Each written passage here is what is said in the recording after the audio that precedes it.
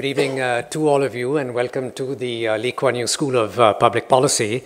I'm Kanti Bajpai. I'm the Vice Dean of Research, substituting for Kishore Mehbubani, the Dean, who will join us a little bit later, but he has a very busy schedule today and will come in later during the lecture.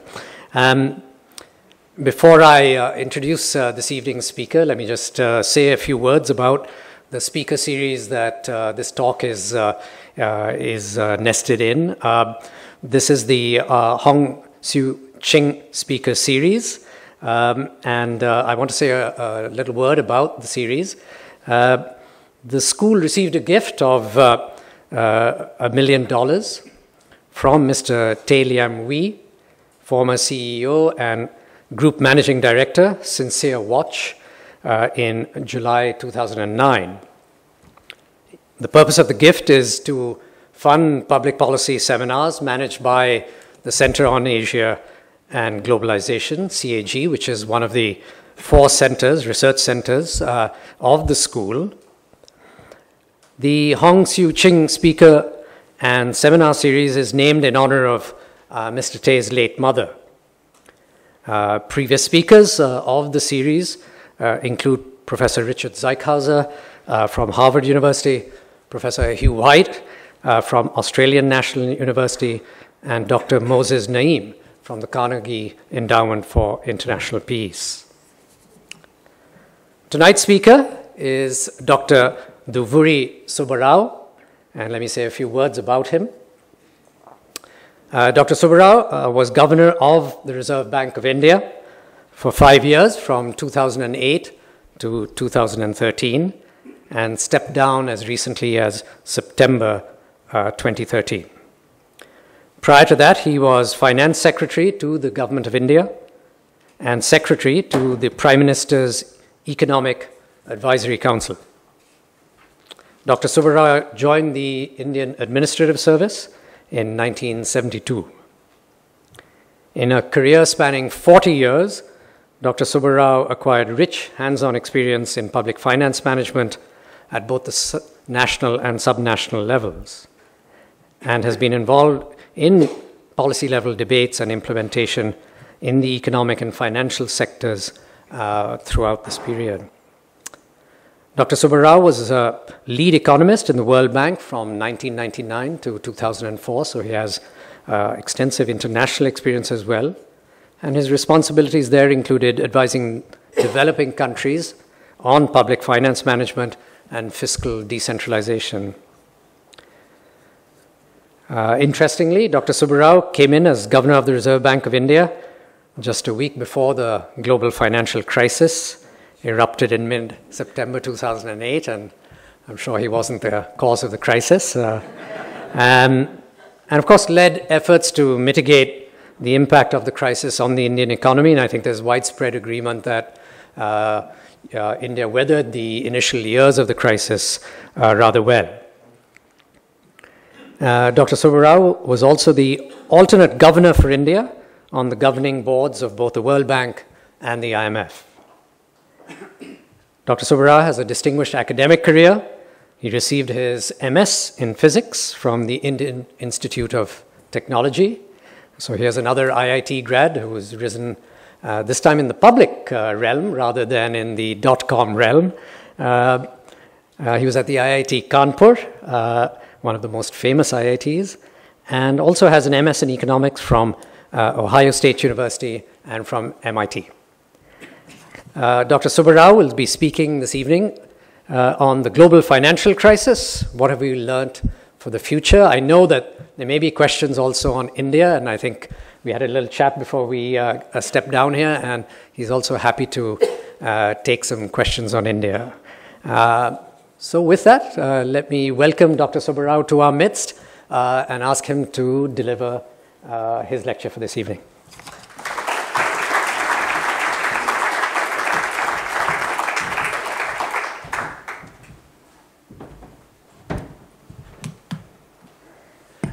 Thank you, Professor Bajpai, for that very generous introduction.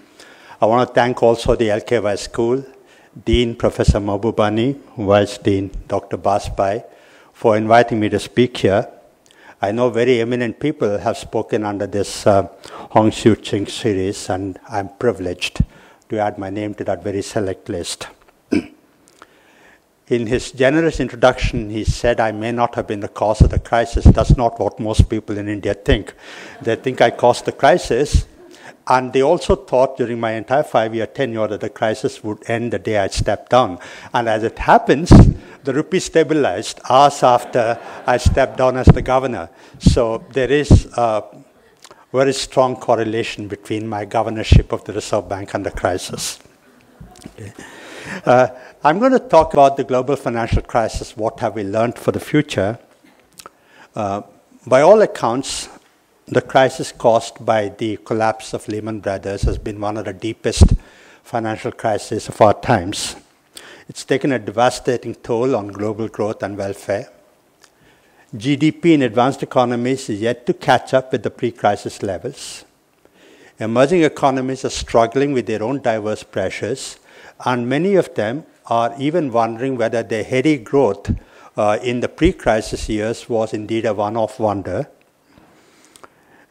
And the world as a whole is still in a recovery, if also in anxiety mode. The crisis has also been an intellectual challenge because it forced policymaking into uncharted territory. It challenged our understanding of the financial sector. It reopened many debates that we thought had been settled. It reopened many questions that we thought had been answered. And most importantly, it tested the world's collective ability to manage globalization, which indeed will be the thrust of my presentation. Okay, this works. Many people say that it's perhaps too early to draw the lessons of the crisis because we're still in the midst of a crisis. After all, there was the G20 meeting in Sydney this weekend, and the communique that came out was as if we are still in a crisis. Indeed, we are. So people say, how can you draw the lessons of the crisis when you're still living in real time? Indeed, many things have come to a standstill. The world was in a recession. Growth has come to a standstill. But a lot has been written about the crisis. The only growth industry in the crisis period was the research that went into the crisis. Tomes have been written, thousands of reports, hundreds of seminars and conferences, scores of books and dissertations. If you just Google lessons of the crisis, you'll probably hit 500,000 hits. All of this effort has been aimed at understanding what caused the crisis and how we might prevent another crisis. Some people think that all this frenzy about learning the lessons of the crisis is, as I said a short while ago, too premature. The Zhou Enlai, the former Prime Minister of China, was asked about what he thought about the French Revolution. He said it's too early to say. So if you take such a long-term view of history, you perhaps think that it's too early to draw the lessons of the crisis. But practical policymakers, indeed academics, do not have the luxury of waiting for a historical perspective.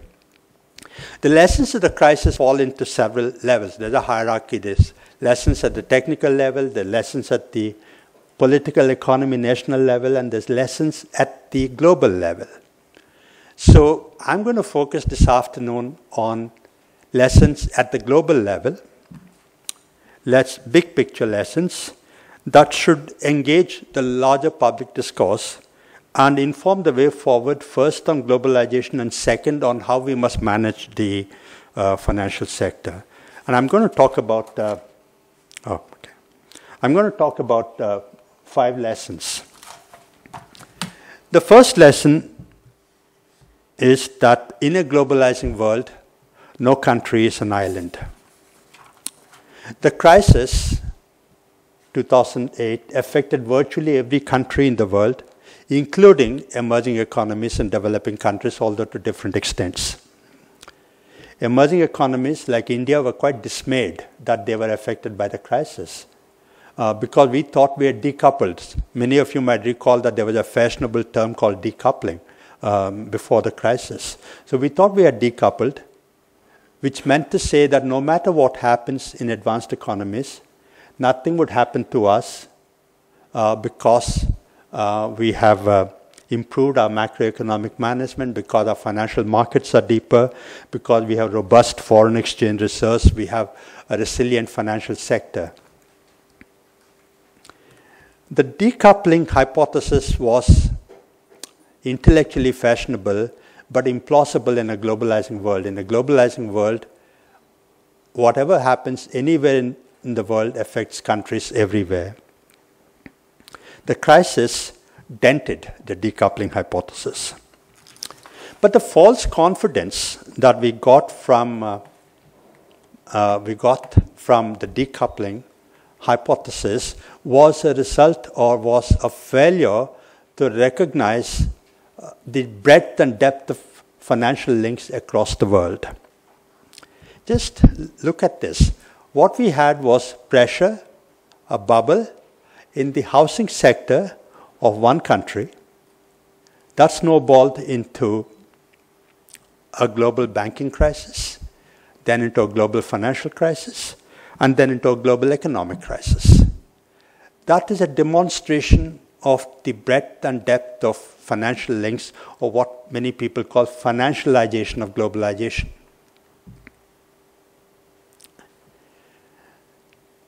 I've spoken about the forces of globalization causing the contagion of the crisis. But if you look back a little bit, you would also notice that it was the same forces of globalization which indeed caused the crisis.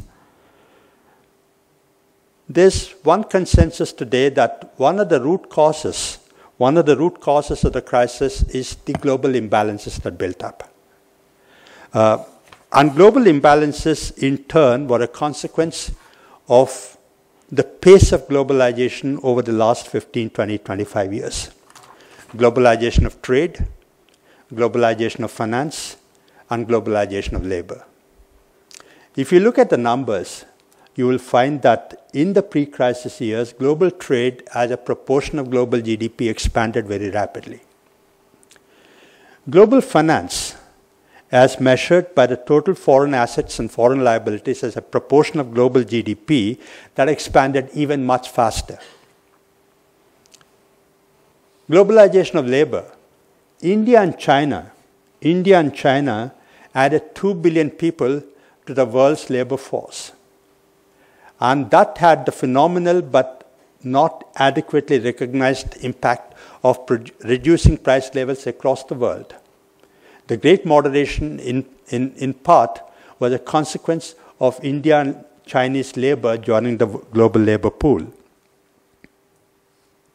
So, that global trade, finance, labor, the pace of globalization created global imbalances. I don't have time to explain all that. There was global imbalances. That coupled with the developments in the financial sector, financial engineering, that unleashed the crisis on the world. So there was forces of globalization before the crisis, forces of globalization during the crisis, forces of globalization even after the crisis. You saw quantitative easing. I'm going to talk a little bit about that later. But quantitative easing in the US, easy monetary policies in the UK, in Europe, in Japan, which affected countries around the world. The withdrawal of, or the tapering of that quantitative easing that caused turbulence all over the world in emerging economies. The sovereign debt crisis in Europe, that caused turmoil in emerging economies. I was governor of the Reserve Bank, and when Greece first erupted sometime in spring 2010, I think, I was quite nonchalant. I told my staff, they said something happened in Greece, and I said, oh, Greece, okay.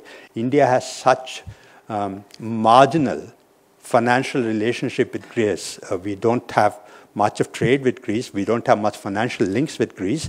I said, okay, something happened in Greece, but it may not affect India. But how stupid I was, because within days, if not within hours, what happened in Greece affected Europe, and what happened in Europe affected India. So, whatever happens anywhere in the world affects other countries. So forces of globalization evident before the crisis, forces of globalization evident during the crisis, forces of globalization evident after the crisis. But I don't want to leave the impression that globalization is all bad. It's not. globalization is a double-edged sword. It has the positive side, it has a negative side. And if you want to look on the positive side of globalization, you've got to look back no further than the Great Moderation, the years before the crisis. Emerging economies enjoyed accelerating growth, low and steady inflation. We all take credit for that as if that's entirely because of our internal policies. Our internal policies had something to do with it, but it'll be quite a bit of hubris to ignore the impact of global policies that gave a fillip to growth in emerging economies. So, globalization has a positive side and a negative side, and the challenge for every country, especially emerging economies, is to minimize the costs and maximize the benefits of globalization. So, my surmise from the first lesson that in a globalizing world, no country can be an island. What happens anywhere affects people and events everywhere. Let me move on to the second lesson, which is somewhat technical. Most of you will understand, I hope, but I'll try to make it as non-technical as possible. This lesson is that free capital account is no longer the holy grail. If you look at all that's been written about the crisis, the worldview on capital account management is perhaps one of the most remarkable intellectual shifts to come out of the crisis. Before the crisis, the worldview was that every country must traverse towards complete capital account convertibility, which is to say that you must leave your borders, your economic borders, open for capital to come in and capital to go out as it liked, without any controls, without any policy impediments. After the crisis, the worldview is that sometimes it is not only appropriate, but even desirable for countries to impose capital controls to manage the capital account. And as I said, historians 20, 25 years from now will mark this probably as the most remarkable shift. The ultra-orthodox institution in the world, even the IMF, has now agreed that it is necessary and important for some countries at some times to impose capital controls. That raises two questions. What was the rationale for the pre-crisis view, and what caused the change in the worldview? The rationale for the pre-crisis view follows from the textbooks, which is that if you have a free capital account, it is an efficient way of running your economy. It aids your growth and development, and that's the best way for developing and emerging economies to accelerate their growth and development. So the debate was not about whether you should open your capital account, but about the roadmap for opening your capital account. In India, for example, we believed that that's the holy grail, that's the way we must go forward. And we were all the time debating about what is the roadmap for getting to full capital account convertibility. And the received wisdom was that we must first float exchange rates, then we must decontrol interest rates, and then have an open capital account, because that is the least destabilizing way of doing capital account management. China was the same issue. Chinese too thought that they must traverse towards capital account convertibility. Indeed, over the last 4 or 5 years, the way China has been internationalizing the RMB gives the impression that China is eager to move towards capital account full capital account convertibility. But the crisis changed this. The pre-crisis consensus has dissolved. The debate has shifted, from the strategy for capital account opening to the very imperative for capital account opening.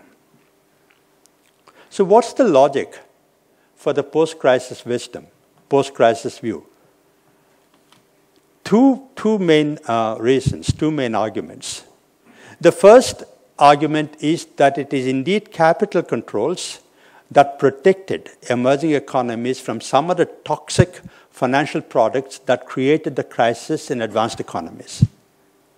So because emerging economies imposed capital controls, managed their capital account, they were able to insulate themselves from some of this toxicity in the financial sector. That's the first argument. The logic for the post-crisis view also stems from the disruptions caused by capital flows. Now, that is just a snapshot of how volatile capital flows have been. In the pre-crisis period, 2005 to 2008, we had a great moderation. We had surge of inflows into emerging economies. Our currencies were appreciating. We had problems of success. And we had problems of managing appreciating currencies. Then during the crisis, we had capital flow in a disruptive way, in an abrupt way, which caused disruptive depreciation of our currencies because dollars flowed back to the US. Post-crisis, from 2009 up until 2012, we had risk on, risk off. As I said, whenever something happened in Greece, Portugal, Ireland, Italy, anywhere in Europe, anywhere in the US, anywhere in Japan, that would cause turbulence all around the world. Then over the last 9 months, in particular starting May 22, 2013, when former Chairman Bernanke made his statement about tapering, we've had another bout of turbulence with capital going out and putting pressure on our currencies. So that's just to give you a snapshot of how capital flows have created challenges for economic management in emerging economies. In order to manage these disruptive inflows and outflows of capital, emerging economies, including India, had to resort to several policy options. Some of us, including India, we used monetary policy. We tightened monetary policy. Some of us, including India, but mostly Latin American countries imposed capital controls. And almost every emerging economy intervened in the foreign exchange market. Again, that is another lecture topic by itself, but I want to give one message, which is that there is no totally benign way of managing capital flows. No matter what option you follow, there is always a cost. So the challenge for policymakers is to weigh the benefits and costs. I started this lesson with a very emphatic statement that the worldview has changed. Yes, the broad worldview has changed. But there are lots of nuancing that is still a matter of dispute about what sort of capital controls. When do you impose them? Do you impose them before you see some bubble building up, or do you impose them afterwards? Should the decision about what capital controls and when, should that be decided at the country level, or should that be decided at the international level? The IMF wants to write a code of conduct for countries on how they should intervene in the capital markets. Some emerging economies, including India, have demurred at that because we said that that must be left to individual countries. There cannot be a global agreement on, there cannot be a template about what you can do when. You have to leave flexibility to individual countries. So there are many details, many issues of detail that are still open, but the broad view has changed. Okay. So that's lesson number 2. Free capital account is no longer the holy grail. Let me move on to the third crisis, which is that global problems require global coordination. As I said at the beginning, the global financial crisis demonstrated the interconnectedness of the world, because crisis transmitted to the entire world through the trade channel, to the finance channel, and most importantly, to the confidence channel. What started as a problem in the housing sector of the US spread geographically from the US to other advanced economies and then to the rest of the world. Sectorally, from the housing sector to all productive sectors of the economy. I read economics a long time ago. Some of you may have studied more recently. Housing is given as a quintessential example of a non-tradable sector. So a non-tradable sector is one where if there's a problem that is confined to the economic boundaries, if there's a problem in the housing sector of Singapore, for example, that problem should be confined to the economic boundaries of Singapore. It should not transmit across. But the fact that pressures in the housing sector of the US transmitted as a global financial crisis shows the extent of financialization, financial links across the world. So in those early weeks, early months of the crisis, September 2008 up until June, July 2009, world leaders, policymakers were engaged in dousing the fires of the crisis. And very soon it was realized that while national level policies are important, are necessary, they're not sufficient. You need global coordination. When the history of this crisis is written, my own view is that the London G20 meeting in April 2009 will be marked as a remarkable global coordination event, because that was when the world decided that this is a crisis that requires global coordination. If you go back to those papers, you will see that there was differences even at that time between the US and Europe, not between advanced economies and emerging economies, between the US and Europe about the extent of fiscal stimulus that is necessary. And President Obama had urged Europe, and they met halfway and decided that fiscal stimulus is necessary both in the US and Europe, and that's got to be approximately of equal magnitude. Today's stylized view, even as evident from the Sydney communique that came out this morning, is that the famous unity that the G20 demonstrated during the crisis has dissipated. That today there is two types of tyranny. Tyranny of the present, tyranny of the short term, that you're not able to see the long-term interest while you're engaged in the short term. Then the tyranny of the national interest. You're not able to see the global interest because you're so caught up with the global, with your national interest. When people take somewhat of a cynical view about G20 like this, there is a counter view, which is that no, you're being too cynical. You cannot, after all, expect the G20 to show the same type of unity that they showed during the crisis when this world is not in such a thick crisis. Indeed, some differences of opinion are positive because they lead to collective wisdom. I have no view on that. That's a judgment that each of you has to make.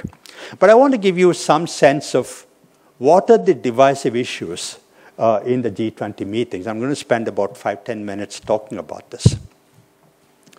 The most divisive issue and the most contentious has been what's come to be called the currency wars. No, the two-word phrase, currency wars. Indeed, in one G20 meeting, it was decided that neither finance ministers nor governors will use the phrase currency wars because it is sending a wrong signal outside of these meetings as if there's a war going on. But what are currency wars? Currency wars is, technically it is that you're trying to debase your currency, you're trying to devalue your currency so as to get a competitive advantage. The external demand, for example, if Singapore tries to lower the Singapore dollar, the advantage is that Singapore will be able to export more, import less. In other words, you are diverting external demand internally. What Singaporeans would have bought from outside, they'll buy locally if your dollar depreciates. It's a way of protectionism. Martin Wolf called it macroeconomic protectionism as distinct from trade protectionism. And what's been the debate? I'm going to stylize the debate. The emerging economy position in this currency wars has been the following. that they've told advanced economies that, look, you've done all this quantitative easing, printed enormous amount of money, that unleashed that into the global system. The expectation was that all that money will be absorbed in your own countries. That did not happen. So this money is sloshing around in the global system. Emerging economies are able to provide a return for this money. Therefore, it's flowed into our economies. It has resulted in appreciation of our currencies quite unrelated to the fundamentals. We are quite open to our currencies moving if there is some economic fundamentals that have changed. But we are not open to our currencies moving just because a lot of hot money is flowing in. This money by nature is fickle. Now you're talking about tapering, and this money is flowing out again. Now we're having the opposite effect, that currencies are depreciating, quite unrelated to fundamentals, again causing problems, not just on the external front, even in our domestic economies. Because movements of currencies cause inflation, cause asset price bubbles, etc. The second thing emerging economies have said is that this money floating around has gone into speculation of commodity prices. Actually, when world demand is down, when America is in a recession, now Europe is in recession, global commodity prices should have come down. They haven't come down, in part because this money has gone into speculation.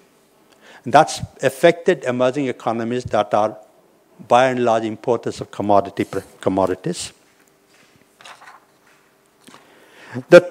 Then emerging economies have also said that, look, we've integrated with the world increasingly over the last 10, 15, 20 years. That integration has been beneficial to everyone, including advanced economies. As I said, the price stability, low prices that America, Europe, Japan enjoyed is in part because of emerging economies globalizing. So in as much as you have enjoyed the benefits of our integrating with the world, you must also show greater responsibility, greater sensitivity, and be concerned, share the burden of adjustment.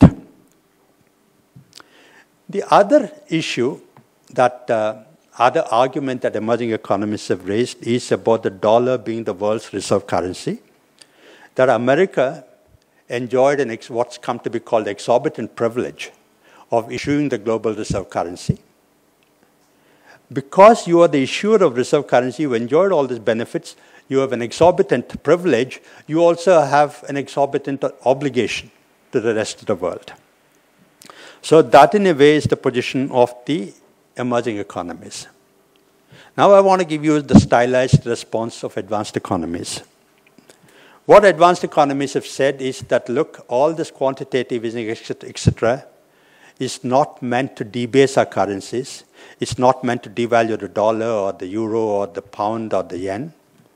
It is an effort to provide stimulus to our own economies. If any depreciation of the currency happens, that is an incidental byproduct, unavoidable byproduct. That is not the intention.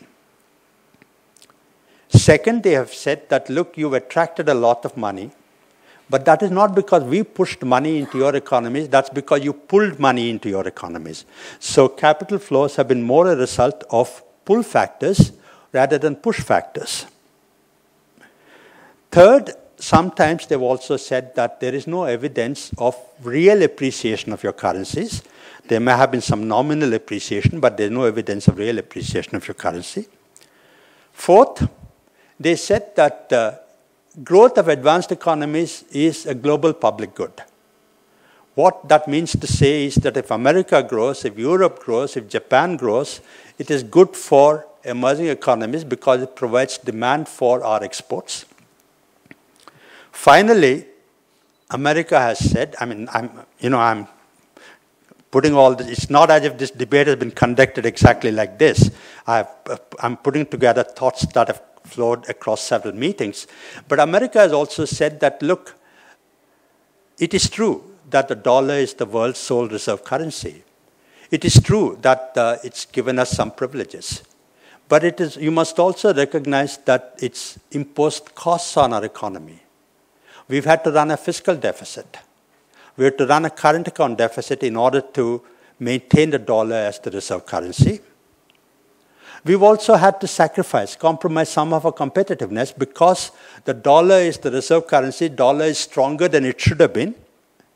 Therefore, by having the dollar as the world's sole reserve currency, we've also supported the rest of the world. Excuse me.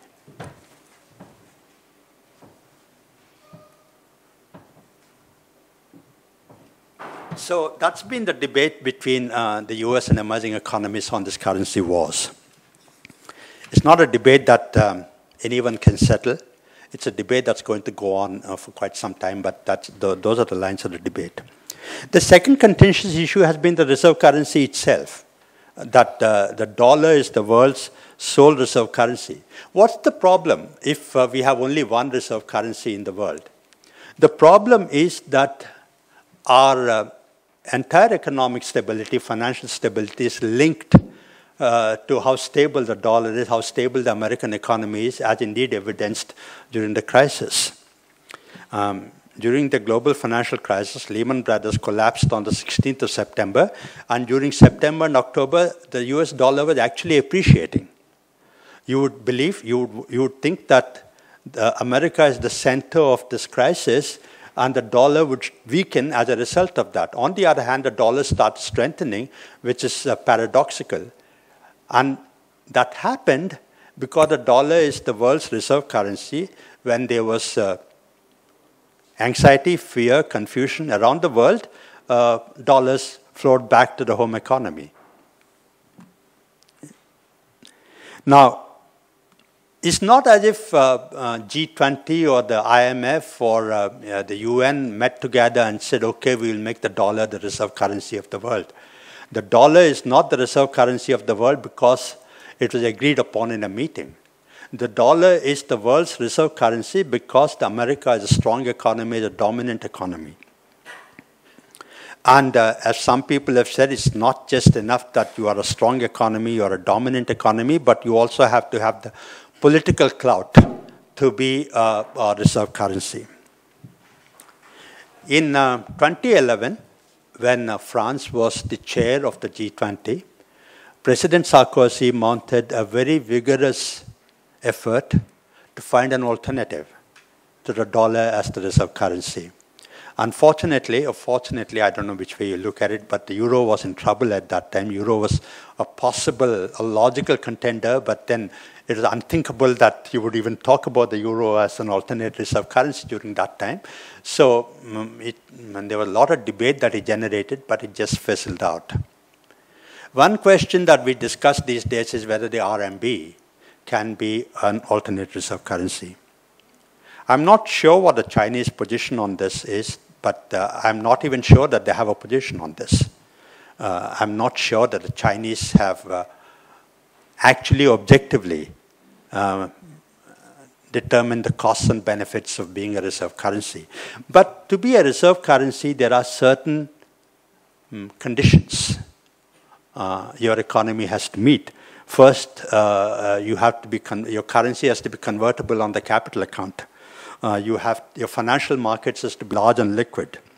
The exchange rate should be market determined. So, does the RMB meet these conditions? Perhaps not. Not now, not at present. In the future, it might. You know, if you look at money, money serves three purposes. Money is a unit of account. It is a means of exchange, and it's a store of wealth. The RMB serves as a unit of account. It serves as a means of exchange to some extent because of Chinese effort to internationalize the RMB, but the RMB is still not yet a store of wealth.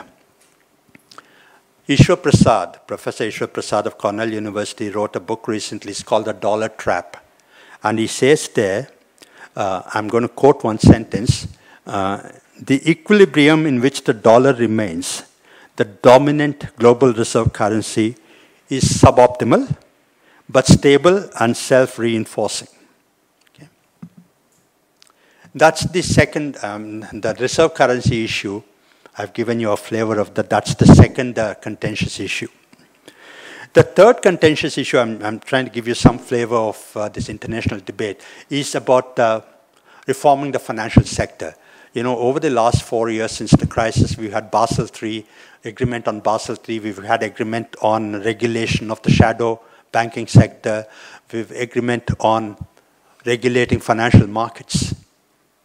But there have also been serious disagreements about regulation of banks, for example. We all saw in the last 2 weeks, the US Federal Reserve imposed capital regulations on foreign banks operating in the US, right? And that's been commented upon.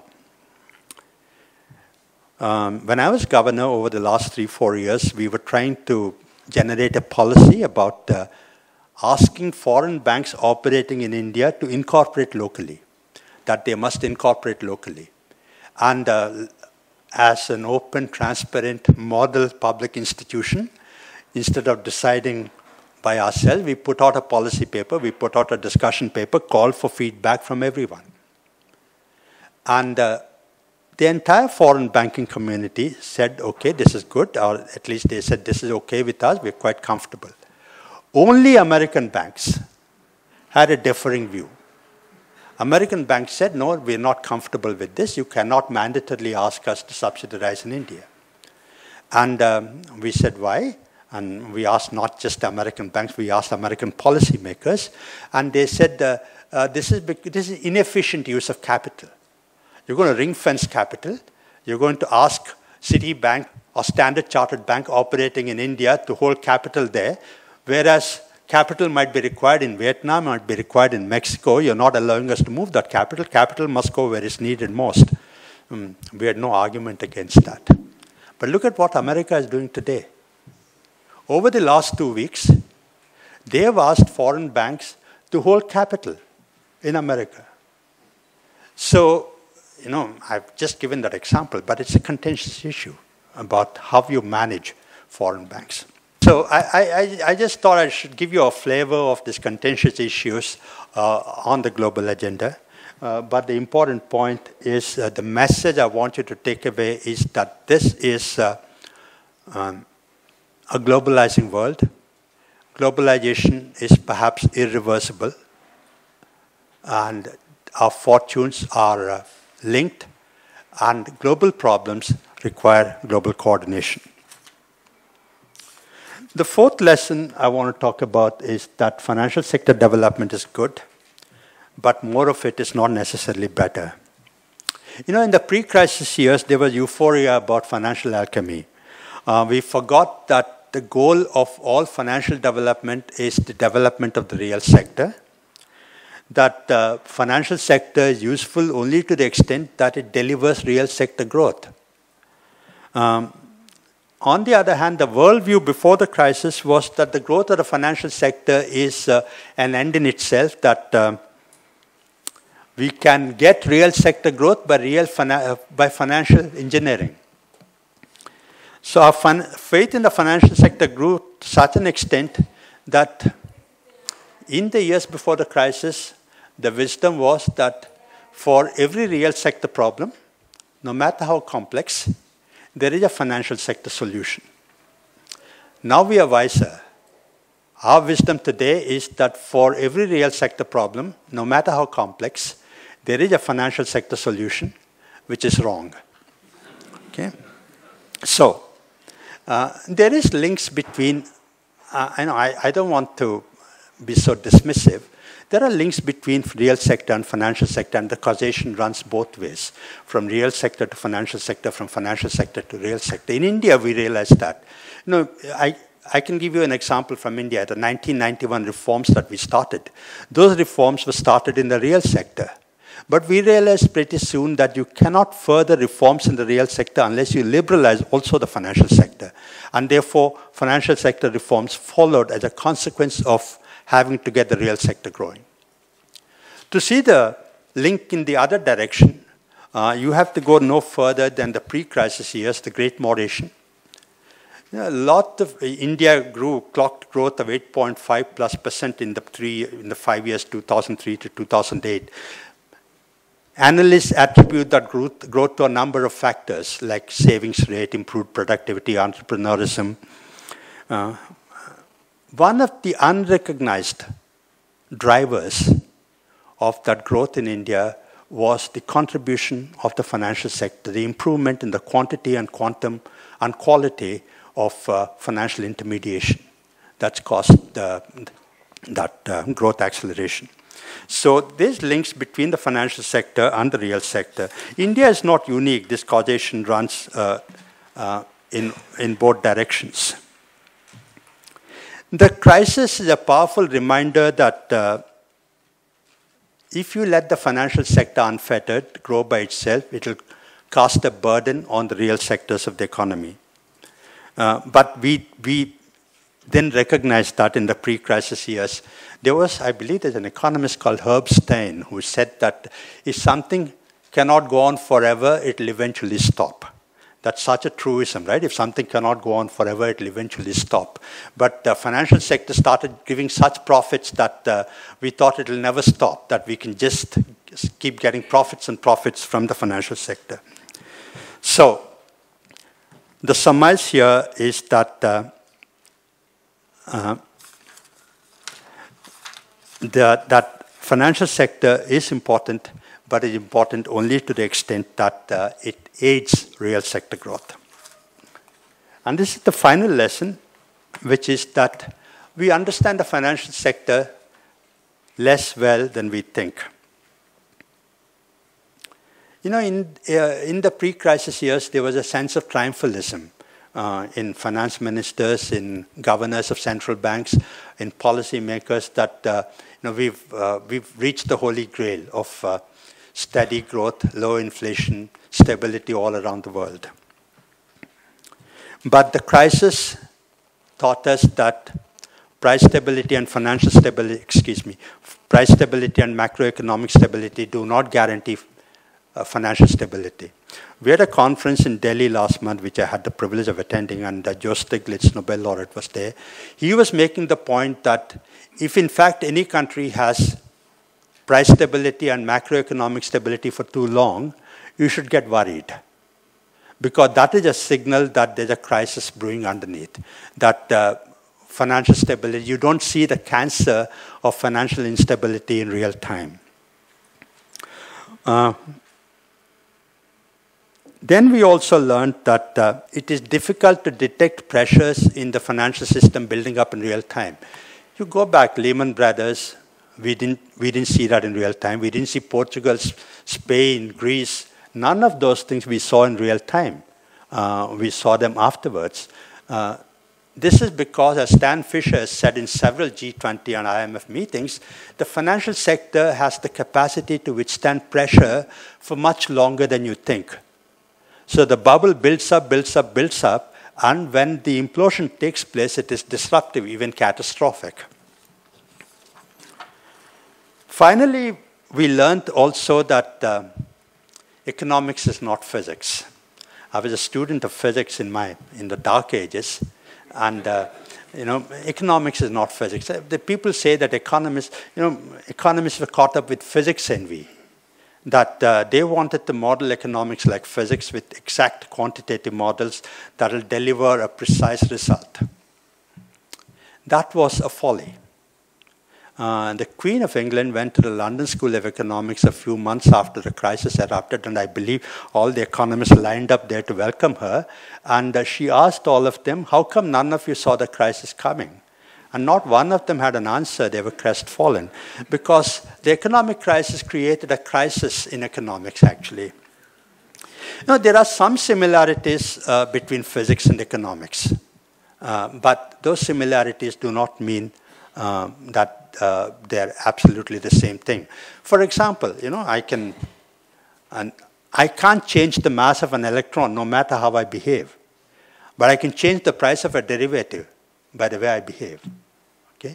There are physics laws which says that energy lost is equal to energy gained. You cannot change that. That's an immutable law of the universe. But savings is equal to investment, or demand is equal to supply. Those laws of economics are not immutable. They can be changed by our behavior. So, Economics cannot claim the immutability, universality, precision, exactitude of physics. And we must remember that. So, Kanti, I'm finishing. These are the lessons of the crisis, 5 lessons I talked about. And I believe they're going to be handouts. And here's my conclusion, which is people ask, okay, all this research, meetings, seminars, textbooks, dissertations, so have we beaten it? Is it that we will never have another crisis? My short answer to that is not necessarily. It's not clear that we have insulated the world against all future financial crises. Rogoff and Ray, you heard about that book. They wrote a book called "This Time is Different."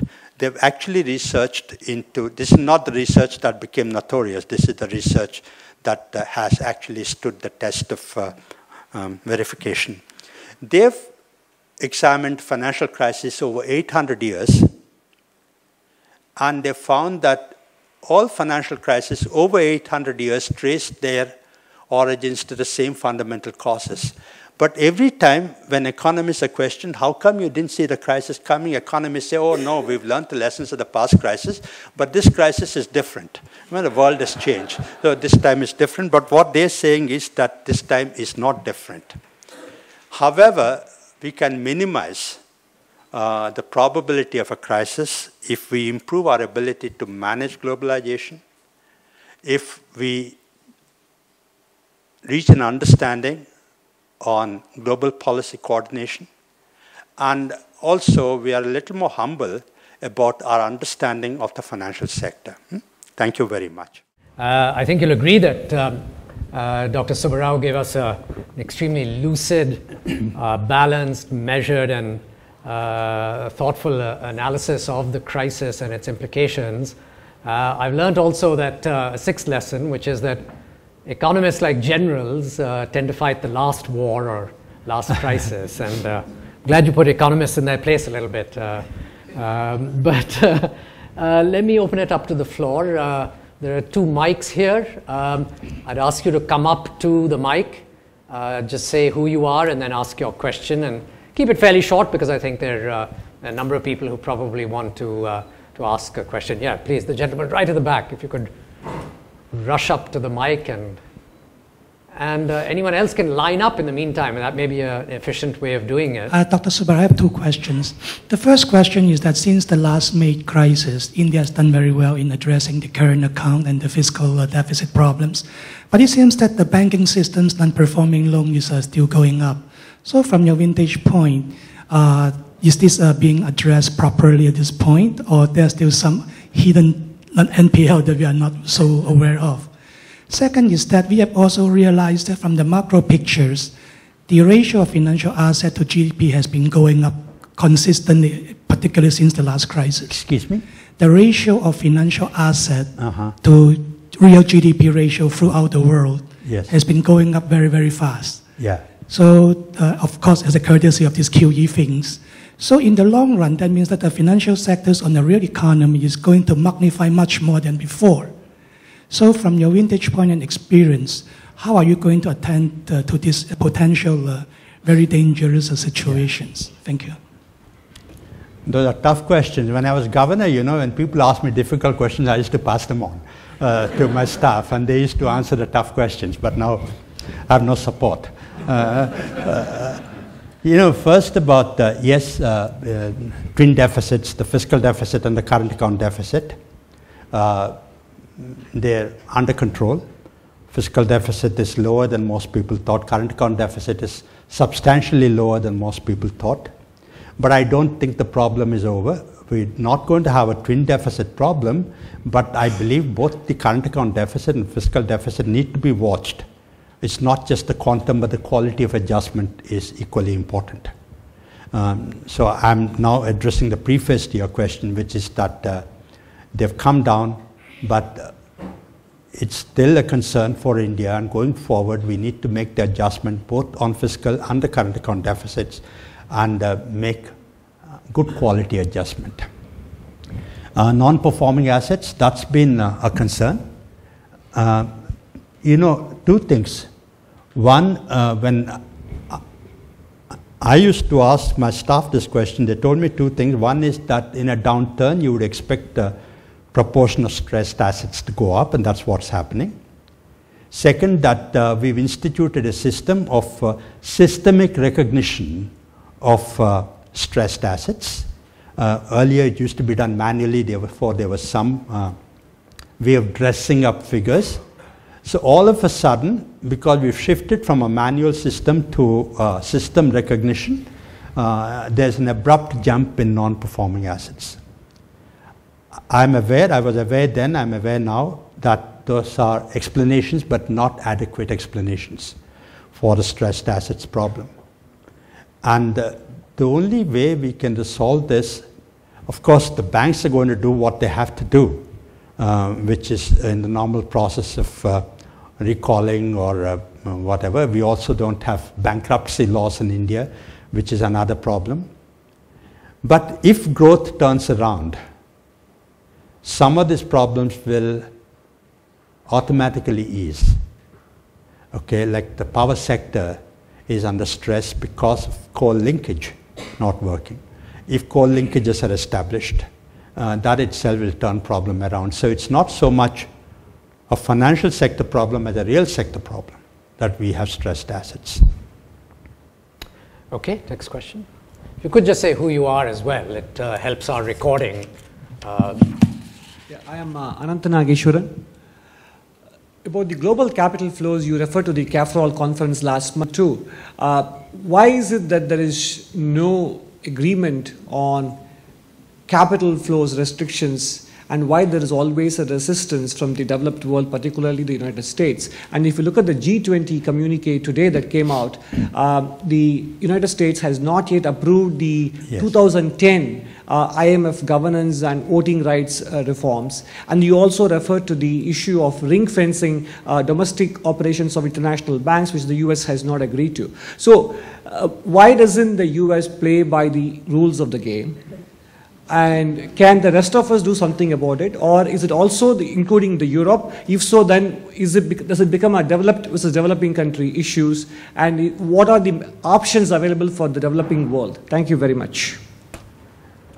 Well, first about capital flow measures, as I said, there are lots of open questions. The IMF itself, you know, they say that yes, capital control measures are appropriate, but only after you've done everything else. You know, after you've run your macroeconomy well, after you've demonstrated to the world that you've done everything possible to manage your external sector, and then there's nothing else beyond capital control, that's the only time you should do this. IMF also says that your capital control measures should be non-discriminatory. I'm actually giving some flavor to your question. They should be non-discriminatory between residents and non-residents. That I should not impose an additional restriction against foreigners that I do not impose against residents.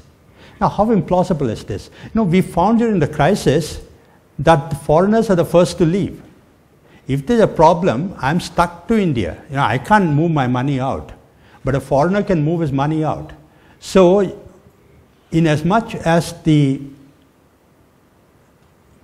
incentive regime or a realm of possible options is different for foreigners and for residents, to ask that your policy should be non-discriminatory is, I think,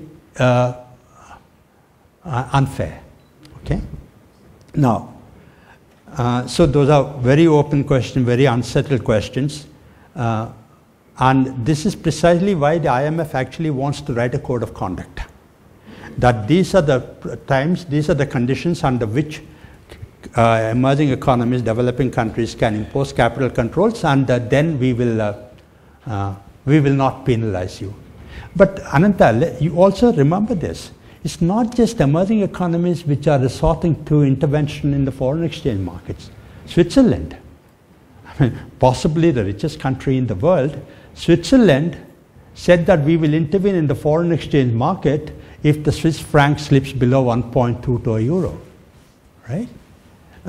So it's to single out emerging economies as the players not sticking to the rules of the game, I think is incorrect.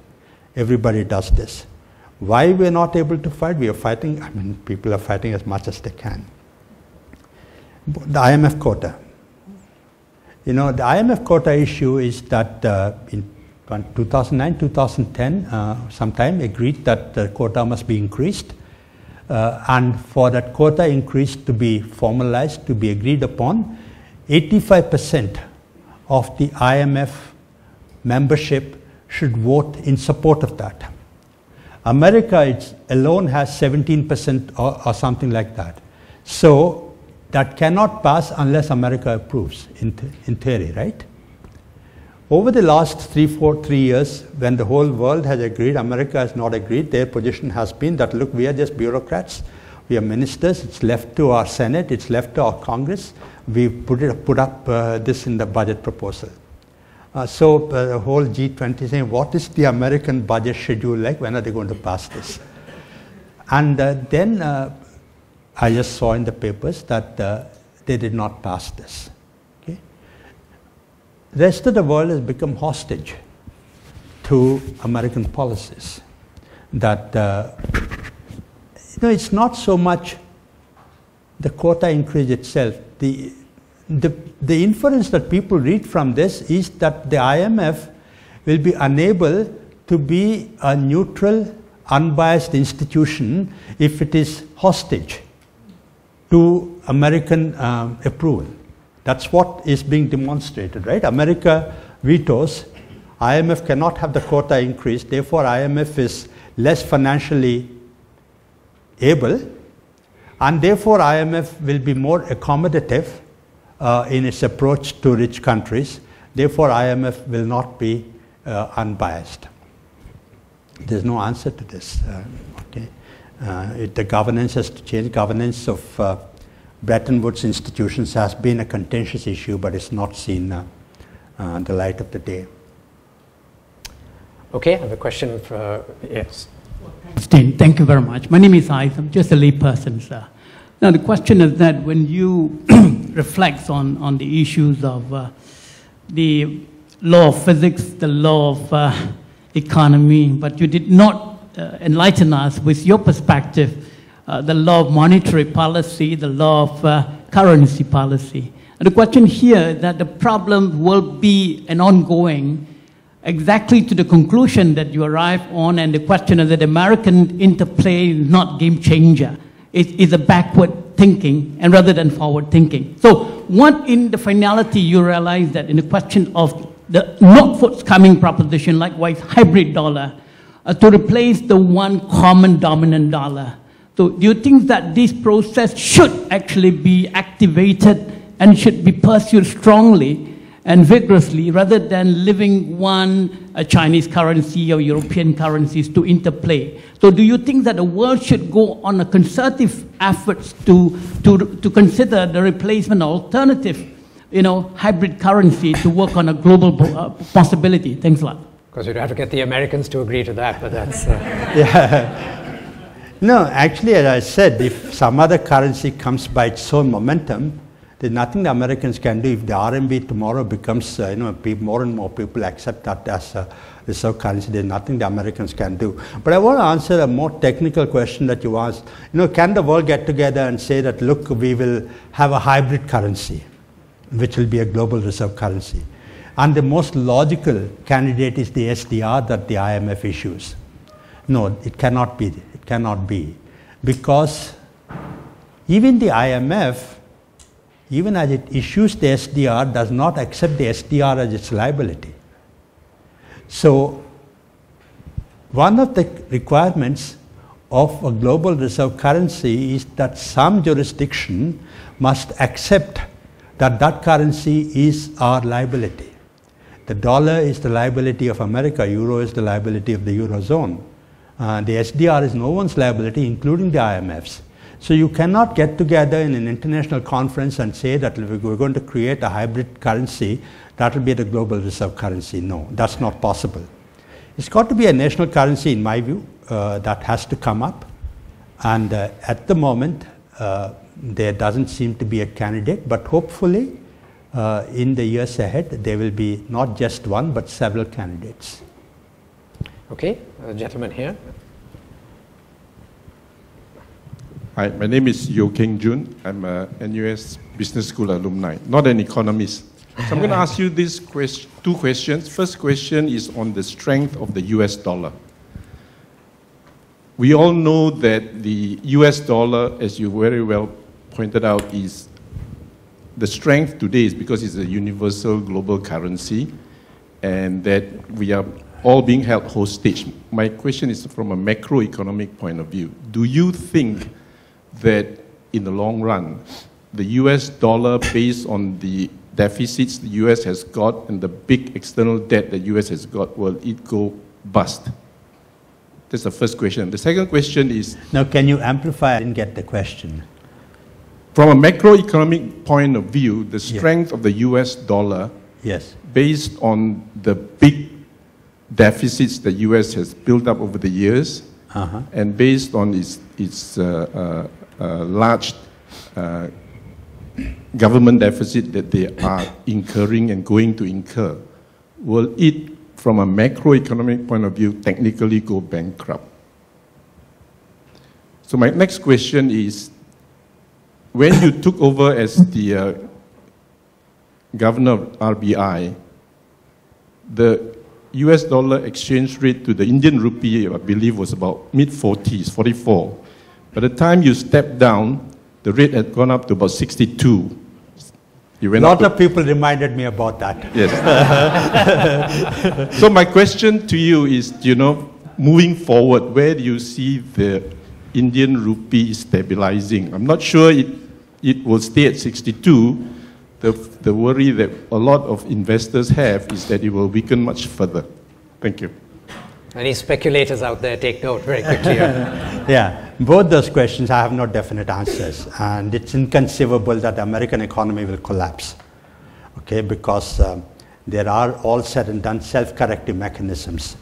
America has run fiscal deficits, America has run huge current account deficits, but there has been some correction over the last 4 or 5 years, and if not for the rest of the world, for their own good, they'll have to make those corrections, and they're doing it. So I don't think there'll be a scenario when the American economy will just collapse, implode, because if the American economy implodes, the rest of the world will implode along with it. And I think we are wise enough to prevent that. Americans are wise enough as a country, and the world as a collective is wise enough to prevent that. And the rupee-dollar exchange rate, I have no view. When I was governor, I was given a statement to say whenever people ask me, I used to blurt that out. Now I'm not the governor anymore, so I can speak a little more freely. It's difficult to say, but India is running a current account deficit. And if you have a current account deficit, your currency weakens. And yes, when I was governor in 2000, when I started as governor, it was 44, 45. Then it became 62. In part because we did not allow the rupee to depreciate as it should have. Okay? Partly the Reserve Bank, partly the government, whatever. Our view was that, yes, the currency exchange rate must be market determined, but that we must manage volatility in the exchange rate. And nobody can get it right. Even the central bank, with all its experience, can get this right and can intervene in the market at the precise times, at the precise points. And if indeed you're being so precise, you can be gamed. If, for example, the market reached that the Reserve Bank is going to protect the rupee at 55 to $1, I can be gamed, right? Or I'm insuring the entire foreign sector against exchange rate risk. So I'm getting a bit long-winded, but I don't know. Some people are saying that the rupee is still overvalued. There's some depreciation built in. But one thing is true, that if we make the current account adjustment, import less gold, but import more of investment goods, current account deficit will stay high, the rupee will show weakness, but in the long term, that will add to the strength of the economy. Okay, well, we have 6 minutes. What I propose is maybe 2 or 3 together, and then maybe you could answer that, and that'll be the finale. So I have a hand up there. No, you, sir. Yes. My name is Wong Sik Chun. I just want to ask a naive question, right? Is QE real or fictitious? Because given Japan and China's reserve is in trillions, and QE has released 85 billion a month, that works out to $1 trillion. So where did all these assets come from? Okay, do we have another hand, another question? Yes, please. Yeah, the RBI, the Urjit Patel Committee, had proposed a CPI target of 4%, plus or minus 2 percentage points. I'm wondering your view of that target. You know, how achievable is it? Where will interest rates need to stay to achieve that in the timeline that they've spelled out? And who are you? Could you say? Dan Tenkate, I'm with Bloomberg News. Okay. And one last question, if there is one. Okay, then over to you. Yeah, thank you. QE is fictitious or real. Yeah, you know, it depends on what you treat the money as, fictitious or real. Okay, because this is fiat money. Only the central bank can issue that money. They print currency. It's come from just printing presses. Okay, that's where the trillions of dollars, the $1 trillion that you mentioned, has come from. And it's sloshed around the world. Now they're tapering. It's a big worry it's big worry not only for the rest of the world, it's a bigger worry for America about how to manage that taper in a way that does not disrupt American economy. So it is real money or fictitious money in the way you treat a dollar in your pocket, real or fictitious, but it is fiat money issued by a central bank. About the Reserve Bank, the Urjit Patel Committee report and the CPI target. You know,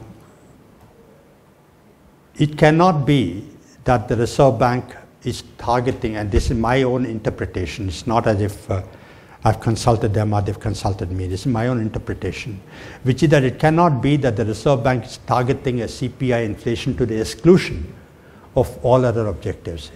The Reserve Bank of India is not the Bank of England. Bank of England is targeting 2% inflation, and they're mandated to deliver on that to the exclusion of all other concerns.